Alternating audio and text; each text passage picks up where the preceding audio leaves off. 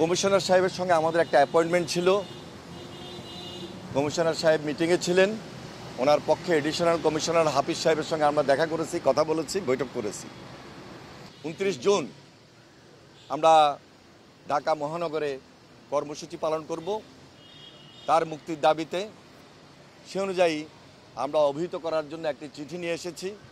সেই চিঠি অনুযায়ী আমরা আগামী 29 জুন শনিবার বিকালবেলায় দলের কেন্দ্রীয় কার্যালয়ের সামনে এই সমাবেশ করব এবং আমাদের দৃঢ় বিশ্বাস প্রশাসন আমাদেরকে সহযোগিতা করার আশ্বাস দিয়েছেন এবং আমাদের দলের ঢাকা সিটিতে আশেপাশে যারা রয়েছেন সবাই সেই সভায় অংশগ্রহণ করবেন এবং মিছিলের নগরীতে পরিণত হবে।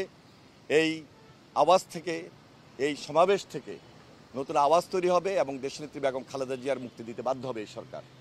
ওনারা আমাদেরকে সহযোগিতা করবেন, আমরা আশ্বাস পেয়েছি এবং আমাদের দৃঢ় বিশ্বাস আমরা আমাদের দায়িত্ববোধ থেকে আমাদের সমাবেশটা আমরা সম্পন্ন করব এবং এখানে পুলিশের কাছে আমরা সহযোগিতা কামনা করেছি, তারা আমাদের সঙ্গে সহযোগিতার আশ্বাস বা হাত বাড়িয়েছেন। আমরা রাজনীতি করছি, আমরা আমাদের দাবি নিয়ে আন্দোলনের মাঠে রয়েছি। ইনশাল্লাহ আমাদের দাবি আদায় করেই আমরা ঘরে ফিরবো ইনশাল্লাহ।